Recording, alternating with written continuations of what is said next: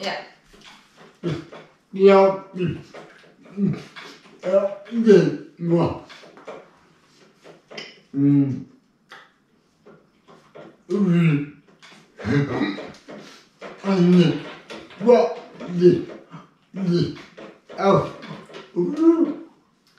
Wie was? Wie eine? Eine Spastik. Ah, wie eine Spastik sich aufbaut.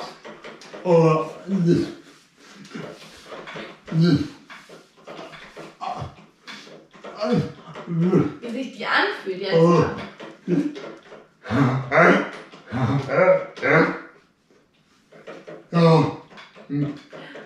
Ja, der Jonas sagt, hallo Bernd, Marcel, schaut mit.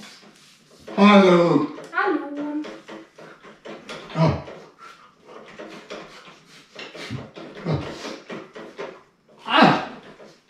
Okay, erzähl mal, also wie sie sich aufbaut, wie sie sich anfühlt und... Wir können ja alle Puppen. Ob wir alle Puppenspieler kennen? Ja. Ja. Genau. Ja.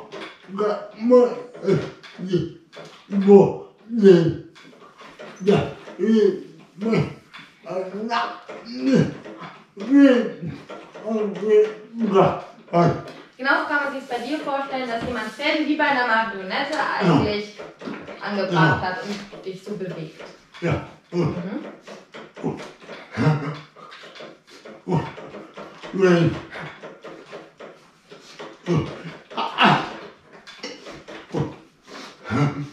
Ja.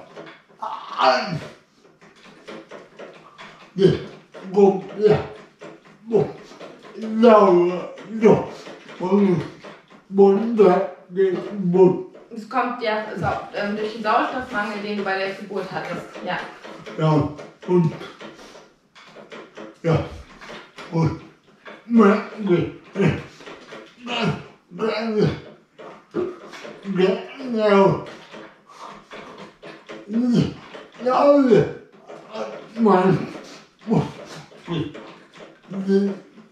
Also dein Gehirn kann keine genauen Signale an deine Muskeln senden, sondern wie jetzt bei mir, dass ich sage, ich greife jetzt was. Okay. Ja. Mhm.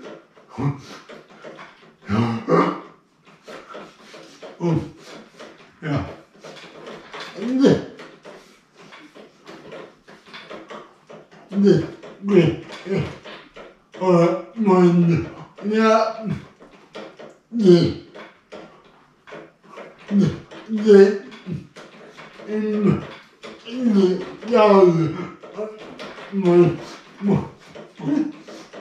Also deine Nerven im Gehirn senden immer, also ständig eigentlich.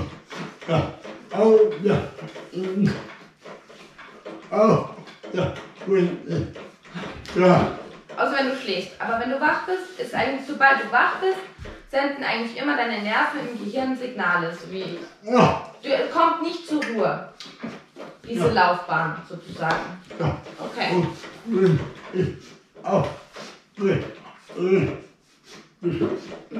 Mehr. Wenn du aufgeregt bist, dann immer mehr. Das ist wie bei uns eigentlich nur noch in verstärkter Form. Wenn man aufgeregt ist, keine Ahnung, dann muss ich auch laufen. Also so bei dir ist es nur, dass es nur noch viel, viel stärker ist. Wie sonst auch. Okay.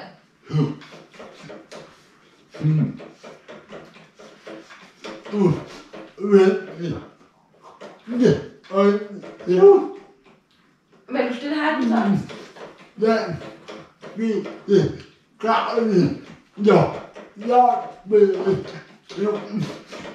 Jetzt hast du noch mehr, weil du noch mehr unter Druck gesetzt wirst auch.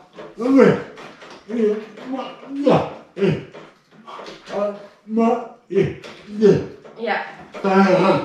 Also wenn jemand sagt, halt jetzt mal still, dann drehst du noch mehr durch. Weil du dich schon so anstrengen musst und das nochmal viel, viel anstrengender für dich ist. Ja.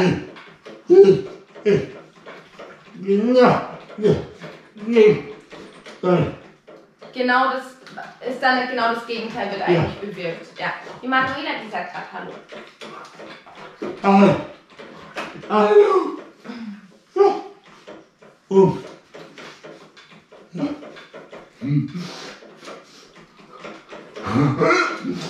Ja. Ja. Wenn ich. Ja.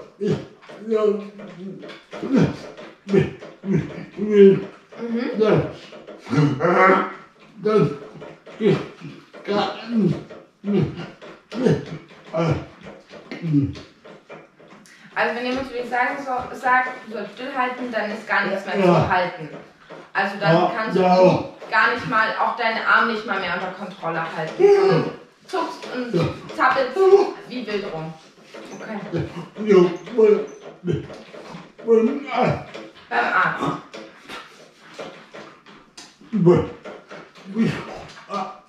Beim Blutabnehmen.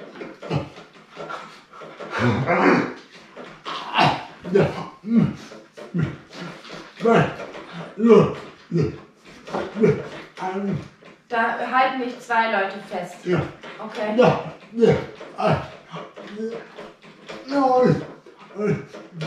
Dass der Arzt die Nadel anhalten soll. Rein. Das hat jetzt aber nichts mit Angst zu tun. Nee. Okay. Also, sondern einfach nur, weil du in dem Moment, es wird von dir verlangt, dass du stillhältst. Und das ist schon allein was dein Gehirn dann einfach sagt, nö, vergiss es. Also, keine Ahnung, das geht einfach nicht. Ist zu viel. Okay.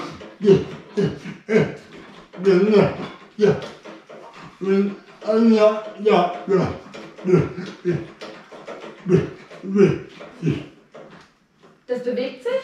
Nee. Also, wenn einer sagt?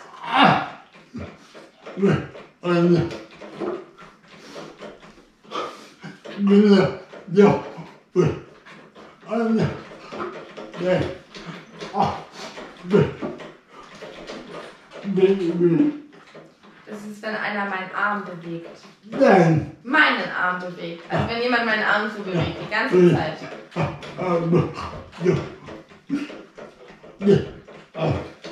Und ich will das auch. Und ich will das nicht. Also wenn jemand meinen Arm nimmt und dann so macht oder das die ganze Zeit. Ja, dann geht ja klar, dann kann ich den nicht. Also geht er nicht. Außer ich verkrampfe mich halt so sehr. Aber auch das funktioniert nicht, weil du halt andersrum gewirbelt wirst dann. Ah, okay. An Simon schaut. Mich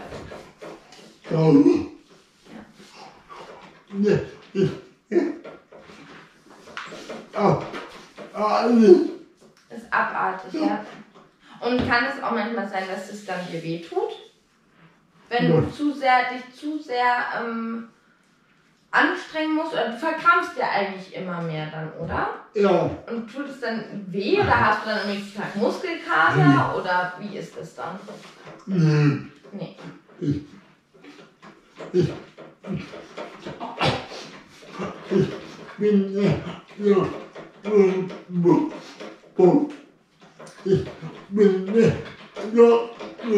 Du bist schon gewöhnt. Ja, ja, okay. Ja, klar. Ja gut, es geht ja auch eher darum, dass du andere nicht verletzt, dass man dich halt auch nicht verletzt. Also es kann ja trotzdem, wenn man dich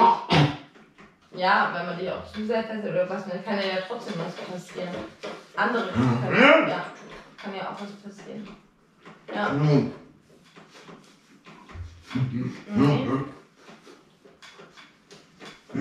Ja,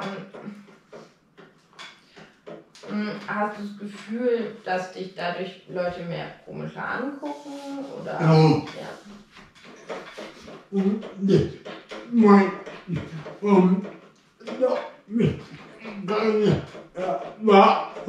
Die meisten haben damit keine Erfahrung sondern die kennen eigentlich eher, so das habe ich halt von vielen Leuten, Spastik eher so für die, kennst du, wenn einfach nur irgendwas so verkrampft ist, dann nicht eher das, was wegzuckt. Ja. Okay. Ja. Du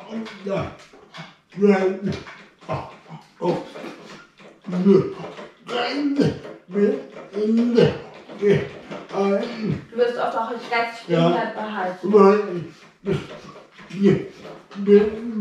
Weil du dich so bewegst, ja. Und, ja, klar. Ja.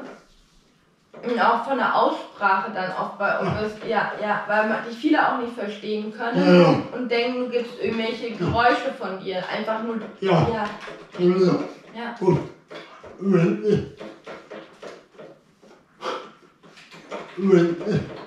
was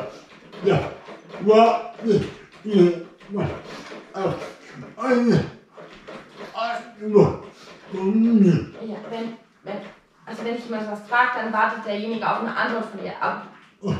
Ja.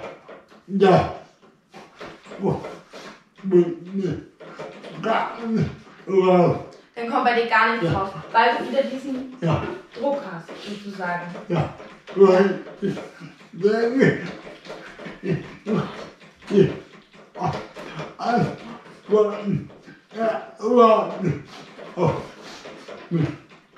Weil du musst jetzt du denkst dann so, oh Gott, jetzt muss ich sofort schnell antworten, weil derjenige auf mich wartet.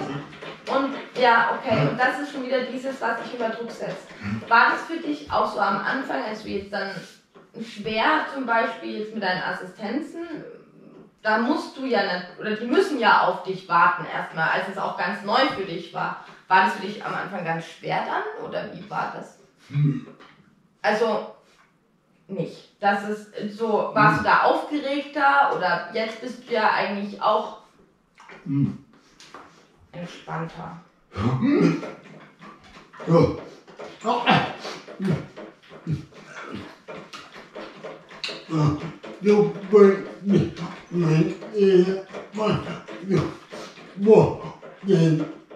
Wenn jemand zum Vorstellen kommt.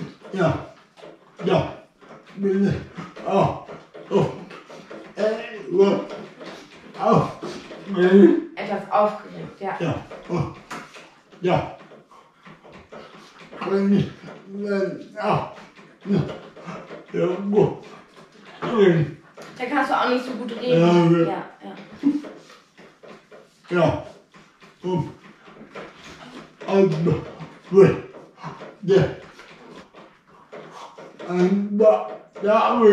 da ist. Ja. Bin ich auch so Also wenn er ein paar Tage dann da war, denjenigen, den du dann noch kennenlernst, also zum Einarbeiten oder so, dann, ja klar, du lernst auch die Person kennen. Du musst ja auch erstmal schauen, wie es ist. Und Und auch die Aufgeregtheit oder die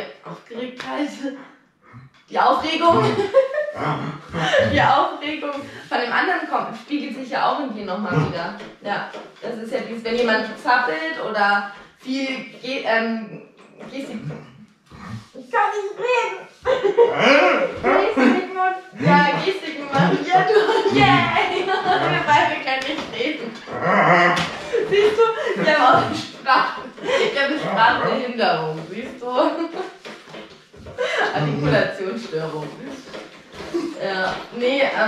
Ja klar. Ist ja klar, dass sich da die Schwingung, also die Stimmung voll auswirkt, ja.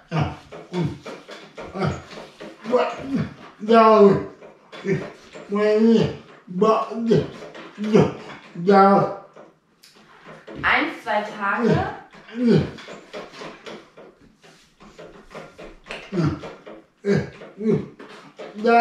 Es gibt Tage.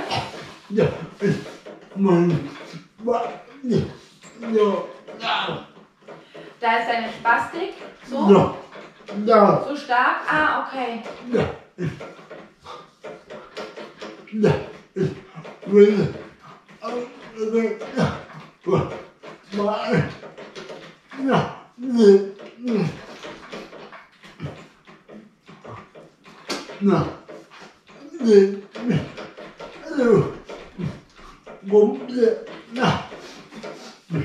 Okay, es gibt so Tage, dass die Spastik so stark, dass du, wenn du jetzt zum Beispiel am Rechner was machen willst, dass du dann nach 10 Minuten komplett durchgeschwitzt bist. Okay. Ja, aber es gibt auch Tage, wo es halt eher weniger schlimm ist. Gar nicht. Nein. Da bist du gar nicht nass. Okay. Ja. Krass. Ich habe gesagt, weil das war eine globale Stunden angesehen. Du hast seit September 2017 eine 24-Stunden-Assistenz, ja? Ich weiß, da ist immer eine in der Nähe. Das heißt, es ist immer eine Assistenz in der Nähe, ja. Und ich weiß, ja, mein Leben gestalten, wie ich es mag. Also du kannst gestalten, wie du willst. Dein Leben so gestalten, wie du möchtest, Ja. deinen Tagesablauf, wie du Ja. möchtest. Alles. Alles.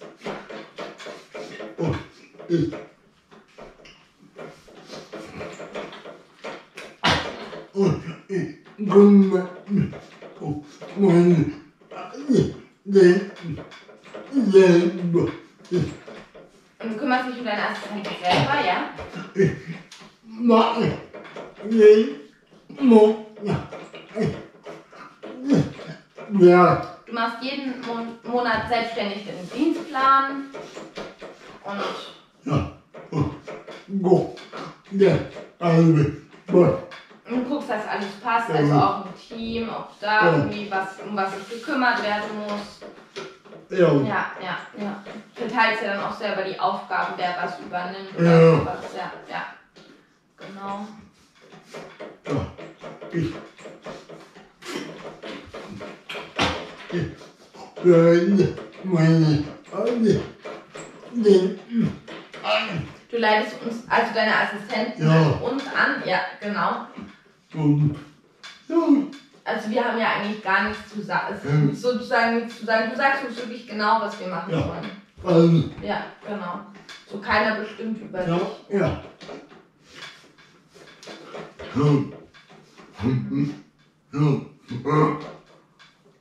Ja, nee. Ist halt einfach nochmal ein Unterschied dann zu einem Betreuer deiner Assistenz. Wir assistieren dir ja wirklich nur. Ja. Ich habe ja mein Betreuer. Du hast ja keinen Betreuer. Ich bin voll.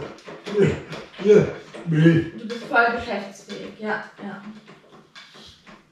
Genau, ja. Und das ist ja das, was viele dann auch unterschätzen oder von denen nicht denken, Ja. dass du sowas machen kannst. Ja. Ja.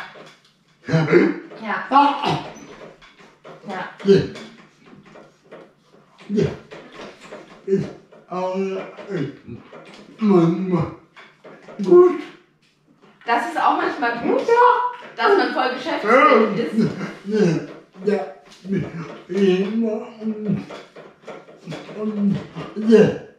Dass dich jemand, dass dich jemand unterschätzt. Achso.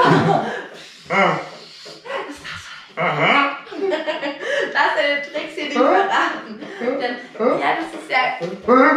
Man muss manchmal seine Sachen auch gewissermaßen ausnutzen. Das machen wir Frauen nämlich anders. Niemals. Nein, das bestimmt schon. Das ist ja, klar.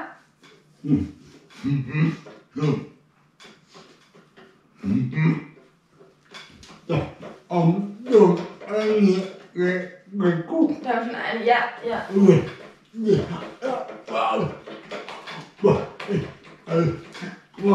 Ja, also wir haben alle, also es haben schon einige gestaunt, als sie erfahren haben, was du alles schon geschafft hast, was du machst und worum du dich kümmerst. Oder ja.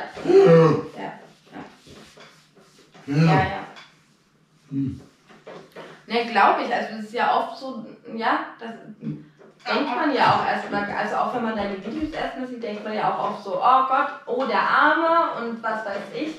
Aber es ist ja eigentlich ganz andersrum, weil oft sieht man ja nur das Äußere, also weißt du, dieses äußere Erscheinungsbild, man versteht dich nicht, zappelst, was wir jetzt ja vorhin ja schon hatten. Und aber dass du ja komplett wie jeder andere auch im Kopf total da bist und gesund bist, nur halt einfach beeinträchtigt bist.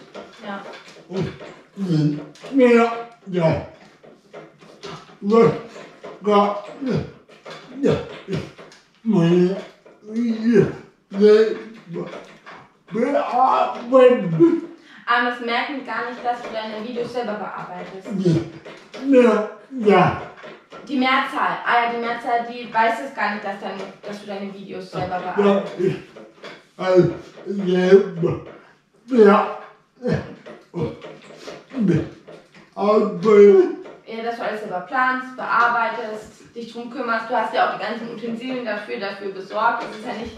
Ja. Du bist ja nur eigentlich auf uns angewiesen, dass wir dich dabei unterstützen, Ja. dass du halt drehen kannst. Ja. Wir bauen es auf. Ja. Aber du sagst uns, du leitest uns an, wie genau was ist. Und das sind ja auch deine Ideen. Ja. Klar fragst du uns auch, so wie findest du das, bla bla bla, ist wie jeder andere auch. Ja, genau, ja. Nee, ja. Ah, genau, das ist ein bisschen ein ganz schönes Überraschungspaket. Sagen wir mal so, ja. Doch, echt? Nee, Ich mir wohl ja. Also, Rechner gekauft. vor allem, wir haben einen anderen Rechner gekauft. Ja. Und ja, wie auch alles selber geguckt, Du hast alles selber geguckt, was ich brauchen will. was du brauchst und was du dazu Ja. haben willst. Ja, okay, ja, Und- ja. Nur eine Assistenz hat halt eben also aufgebaut. Ja, warte, gut, geht ja schlecht. Ja. Ja. Na klar. Mhm.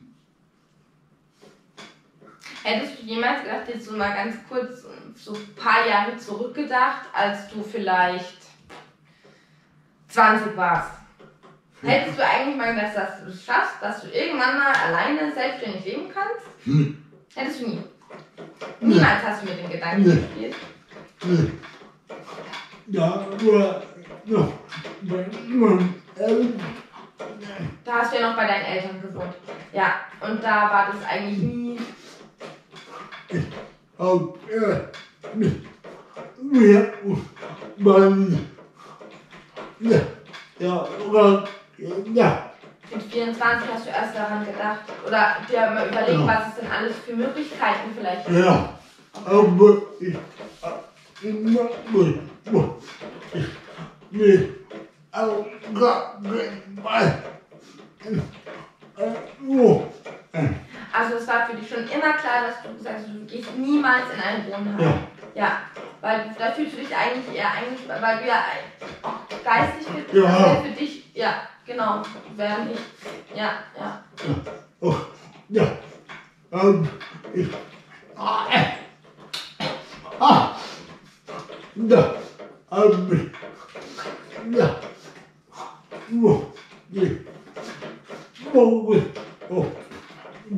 Da hast du dann, also mit 24 hast du dann vom Vogelzug Ja. gehört, von dem Projekt. ja, ja.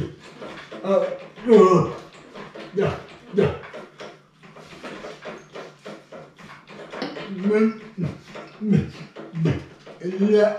Ja, okay. Okay, also du hast gehört, dass Menschen mit einer Behinderung selbstständig leben können. ja. Ja. Ja,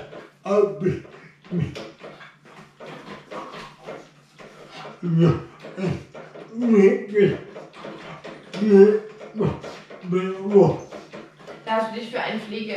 Du hast dich für einen WG-Platz beworben. Ja, okay, ja.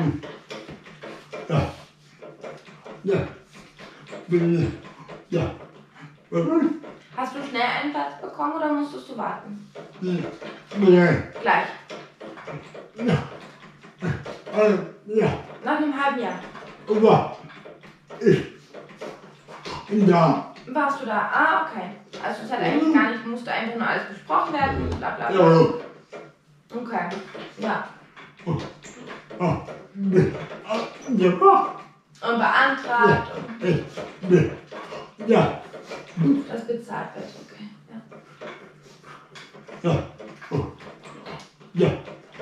Ja.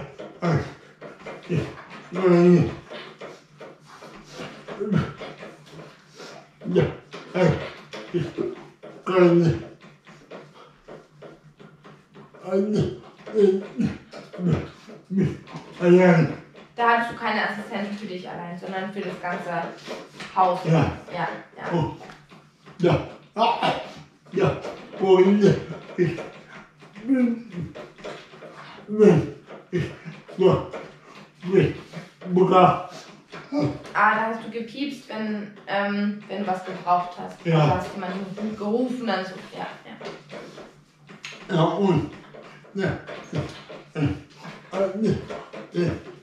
irgendwo. Und dann ist ein Assistent gekommen. Und hat dann halt das gemacht, was du. Ja. So, ja.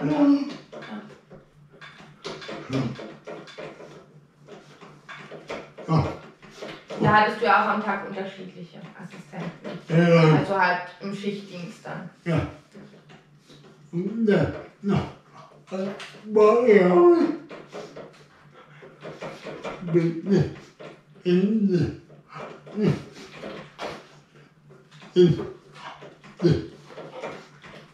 Wohnung. So.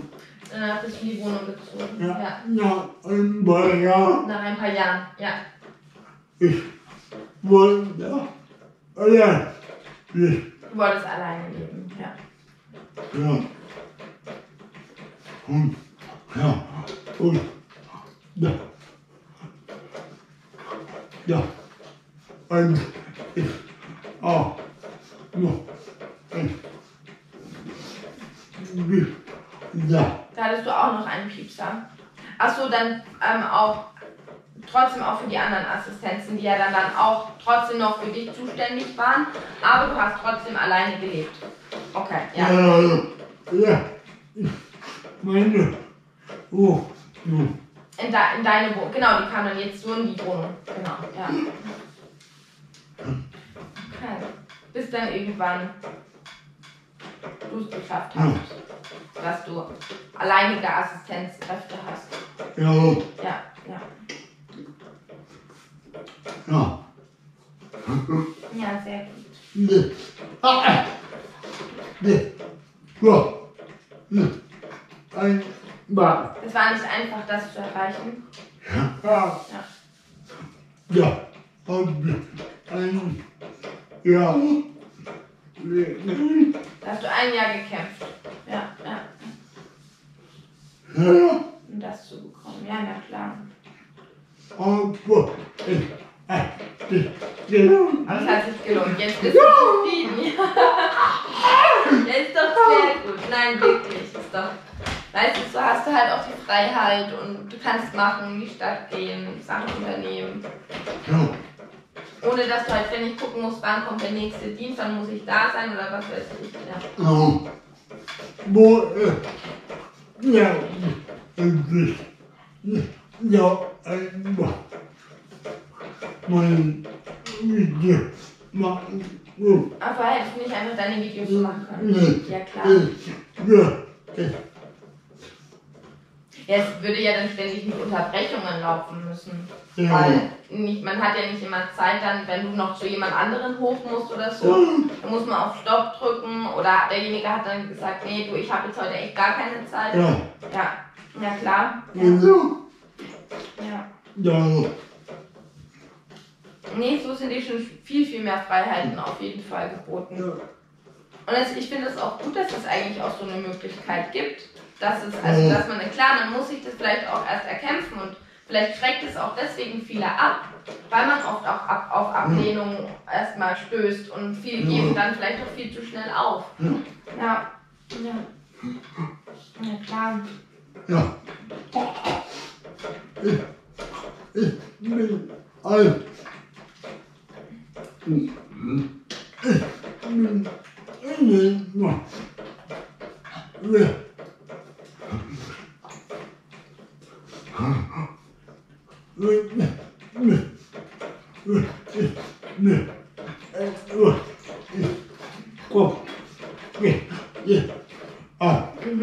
ja, nein,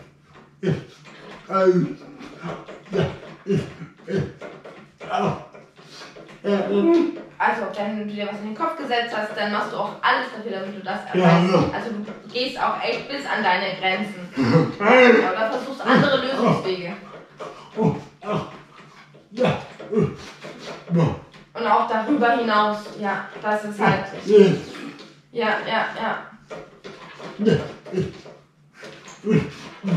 Das ist wichtig.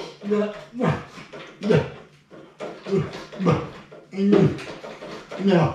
Dass man auch darüber hinausgeht, auch wenn es jetzt einen ganz viel Kraft kostet und auch schon gar nicht mehr eigentlich denkt, man schafft es eigentlich gar nicht mehr.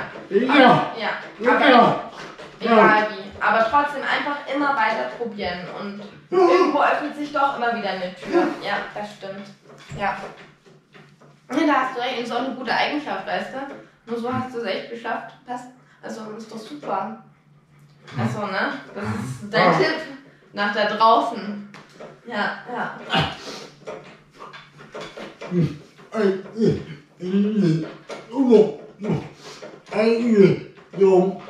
Als du in die Wohnung eingezogen bist?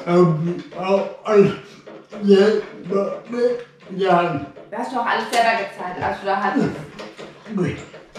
Ach, geplant, alles selber geplant, wie irgendwie wo was hin soll, wie die Einrichtung ist, damit du auch gut zurechtkommst in der Wohnung. Ja.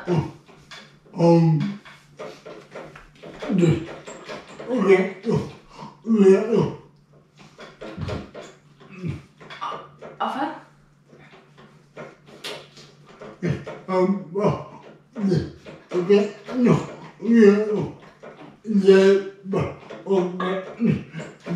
Die Renovierung organisiert. Diese hast du selber organisiert. Okay. Ja, na klar. Also du hast dich eigentlich um alles gekümmert. Ja. Deine Eltern haben da jetzt auch gar nichts irgendwie. Die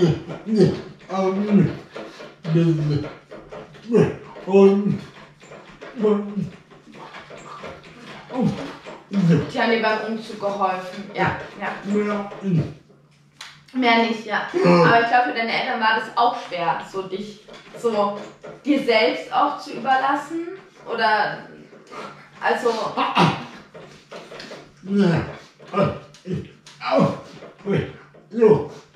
Als du ausgezogen bist? War das schwerer? Also das war, okay, ja. Also als du in der WG warst, also auch ein bisschen loszulassen oder die Verantwortung dir gegenüber, dir selber zu überlassen.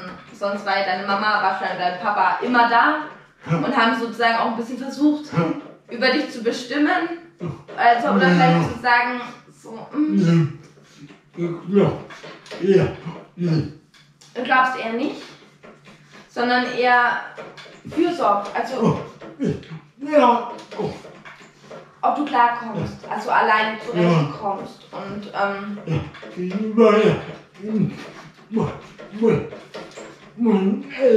immer bei den, also du hattest eigentlich, klar gut, du hattest wahrscheinlich dein Zimmer, dein Rückzugsort und so, aber du warst eigentlich nie wirklich allein, so für dich selber mal zuständig. Ja. Und sie haben dir selber vielleicht auch erstmal gar nicht so viel zugetraut, was du alles so machen kannst, worum du dich kümmern kannst. Und, ja.